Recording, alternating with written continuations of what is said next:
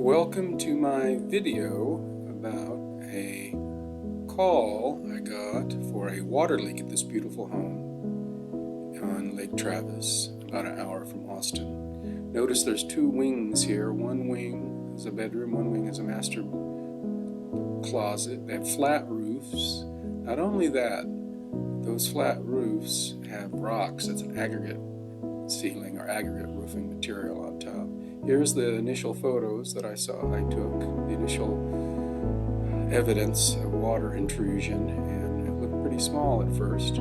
There are the rocks, stones. It really surprised me when I poked my nose over the top and saw stones, Colorado River rock, on top of a roof. I hadn't seen that before in a residential application. And you can kind of see here we have some pea-sized little cracks and some of the tar.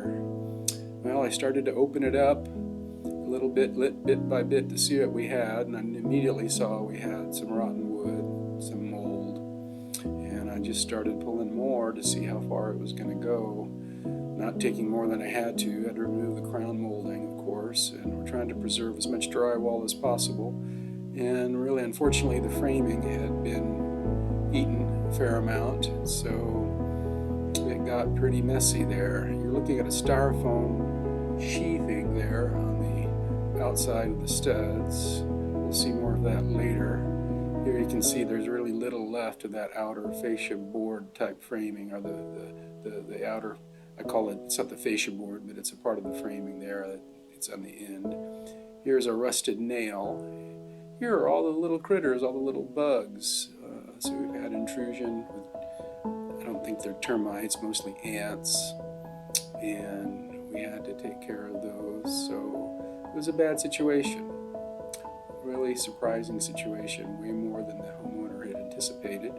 They didn't think it was going to be this big of a deal, and I started going down. I just had to keep going where I found rotten, and I thought, well, I thought those two studs on the vertical studs would be okay, but then when I had to open up the wall, and lo and behold, the sheathing all the way down to the ground, and was compromised. So we were at a conundrum there. You can see outside here when some of the stone had been taken away, the original builders there didn't really do this right. They used a torch for that bitumen roofing product, which was a bad idea against styrofoam, and melted it, and they just left it there, and so scuppers were leaking as well, and the whole darn thing was rotten. I just pulled that with my hands all apart. So put a new zip board in, and I'm leaving that other part until the roofers do their thing. There you can see they're starting to do it. Got my masons and the roofers working in teamwork together, and I really appreciate how well they all worked together. They did a great job. Travis Roofing, Santiago Castillo Masonry, his father there. Here's the roofing material. They dropped it off in a truck. TPO comes in a roll. They have this backing board you put underneath the TPO so there's no protrusions. You can see we had to reframe, had to take that stone wall down for $5,000, then replace the framing, replace the sheathing, and carefully cut out any of the wood that had become rotten, replace it with good wood. And I've got a support piece there just in case, just to keep all those joists square and safe. But there we are, looking good. They did a fantastic job. Travis Roofing, their guys, man, they did a great job. They're not only roofers, but they're good carpenters. They framed it very nicely, very precisely. Did a wonderful job. I really appreciate them. So it's a technical job here. Here they are preparing the roof. They've got the bitumen product off, and they're just a lot of prep work before that TPO goes down. No, there's another picture there. And then they have to blow everything off, make it real clean. There's the finished splice there, the new decking spliced in nicely. And there's the good new framing on the inside, and looking good there.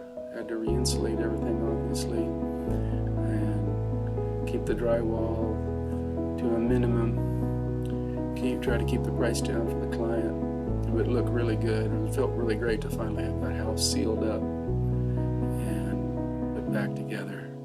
And then this is the other side. We went ahead and did the other side. It turned out it needed some new decking, and so we had more than just one side to take care of. There's that underlayment to the TPO, which is an interesting product, interesting process.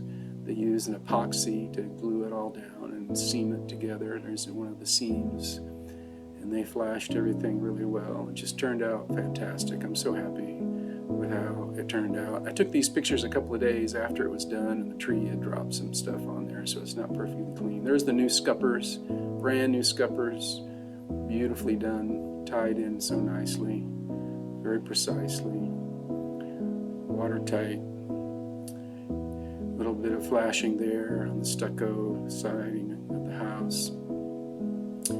Fantastic job, Travis Roofing. I can't shout out enough.